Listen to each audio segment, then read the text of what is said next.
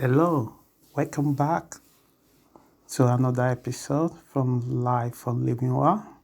My name is Richard. What I have for you this week is different to other topics that I've presented on this platform. And the reason for that is I've been going through some of the essay that I've written in the last few months, and I sense that it would be good to make a podcast on them for two reasons.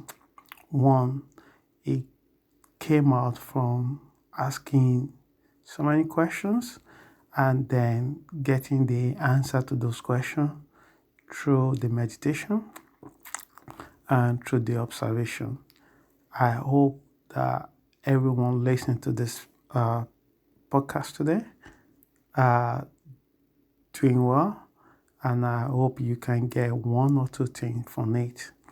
If you do have any question, you can always write personally direct to me to this email address info@lifeforlivingwell.info. Again, info@lifeforlivingwell.info. And if you do want to know more about this particular topic or podcast, you can also check it out on our website at www.lifeforlivingwell.info.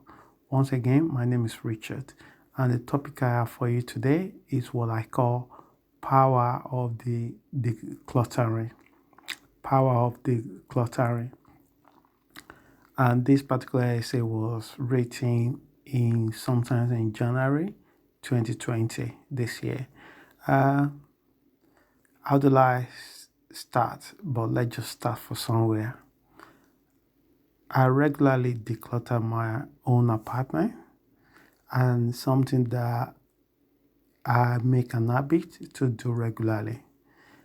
I am amazed how quickly the free space fills up with some or different objects. Every time I make a space in my own personal apartment, with few months or few weeks, that space is filled up with something else. I tend to take whatever that I haven't used for a long time, just take it to the charity shop, or some of them take it to recycle center. So there is a strong need to structure and create space for creativity and beauty. It is inspirational right from the space. Every time I create a space within my own apartment, I tend to be more creative, I tend to be more inspiring, I tend to be more level-headed. I don't know why, it just happened. So sometimes after meditation, a silent voice like a gentle breeze in the ocean will fill my heart. And I will just a flash of a moment. It's not something that was there 24/7. It will just be something that just breathes to you, and then you just able to open your mind to it. What needs to be decluttered? Sometimes I don't know exactly what I need to declutter, but I've come to conclusion that everything. Once you think that everything, even the contact people on your phone, I tend to limited the number of contact of people in my phone. These are the people that I actually be in interaction with and people that I talk to. And I was surprised to have a contact of somebody in my phone for 15 years and we never spoke to each other. And when I try and call the number is no longer exist. So I deleted it from my phone. Where to start? So the question most people ask when they want to start practicing decluttering, because there is so many things in the house or in the garage. So I ask myself the same question, where to start? And the answer I get is just start from one place. Start with one place, and most especially start with yourself. So you not only just decluttering your physical space, you also have to look inside of you and thinking and sensing and feeling and put everything together and asking yourself, how is this still serving you? Some of us collecting a lot of baggages that have been in our life for a long, long time ago. And the only time you create more new things to come to your life is to release the old things that you hold on to. And that's where the power of decluttering comes in, because it will allow you to be able to let go emotions or thought or experience that are no longer serving you anymore. As much as physical judgment, but the benefit boil down to emotional well-being and clarity of thought and actions. So when you start practicing decluttering, one thing that will not just benefit your physical space, it will also transcend into your emotional well-being and psychological well-being, and it will also allow you to have a clarity of thought which lead to a positive actions. You will be surprised how everything are oneness. When people just say black or white, but in reality, the one action that you took in one place, it will transcend into another actions in other area of your life, and it will be like a sliding door. And then you and the people around you will begin to see differences in your life. I like that. One of the Eastern philosophy that I embraced to my life is Tao principle.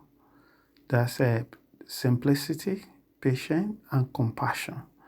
So the more you make your space become more simple, the more you free yourself from the attachment from the past. And the more you practice these things, what will come to you is that you will develop patience. And if it's patience is what you're struggling with, it will just naturally flow back to you. Because if you want to achieve or do anything great or sustain yourself every time you have a challenges in life, you need a lot of patience. And with the way things are, this is what lacking most. Everyone wants what they want right now. And even when you can't get your own, we can't do the best, or when you make a mistake, compassion is what you have for yourself. And not only for yourself, this compassion will be also transcended to other people. You will less judging people, judging yourself.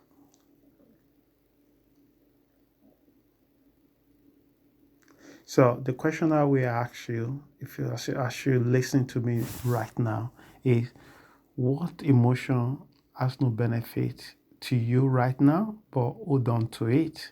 Let's say things that happened in your life 20 years ago. You still have a rumination and attachment to it. Or you worry about what will happen in a month's time.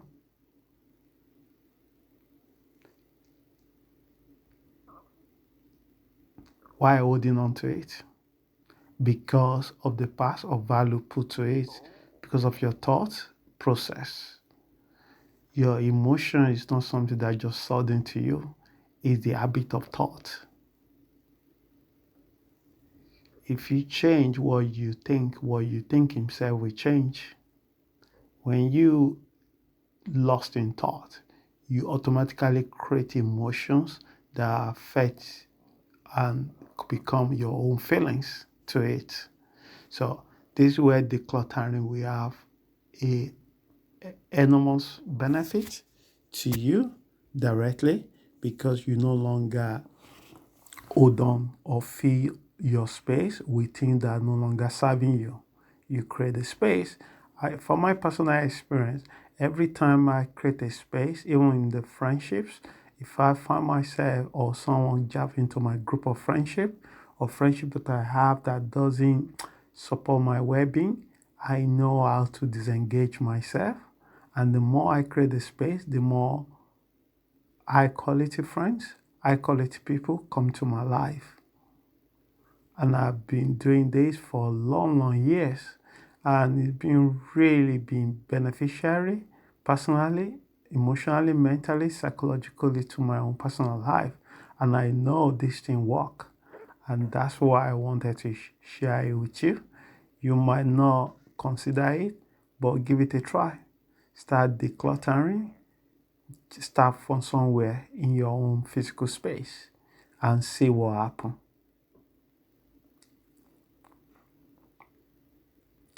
Declutter is therapeutic and healthy. Life is simple, but we determined to make it difficult. Confucius said that, and he was right. Because by nature, we are being brainwashed from the childhood by our parent, by our culture, by the social pressure, by our friends, by our education systems. Everything we are told that only when we keep earning things or acquire things, that's when we feel good about ourselves. But I want you to try the opposite of that.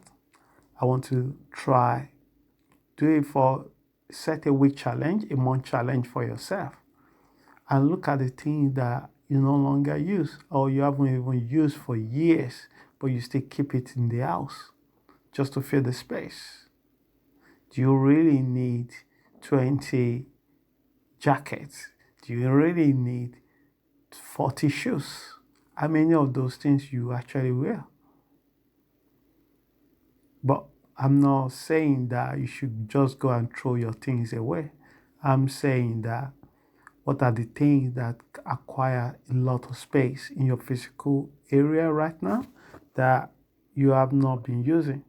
And the only way you start releasing emotional acquisitions that you have that is no longer serving your life but actually creating more pain and suffering for you is the art of decluttering.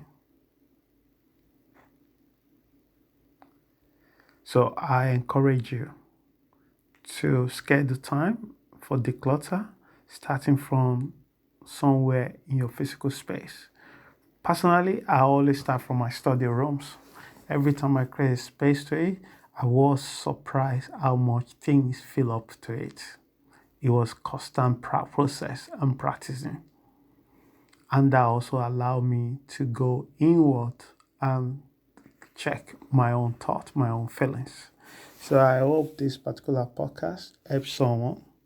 And the purpose of doing this is to use some of the essay that I've written in the last few months to use as a podcast. I feel like it might be helpful for someone. And if you have particular query or question, please write to me. My name is Richard, and you can easily write to me directly to info at lifeforlivingwell.info. I hope you have an amazing week. Thank you for your time and have a good day.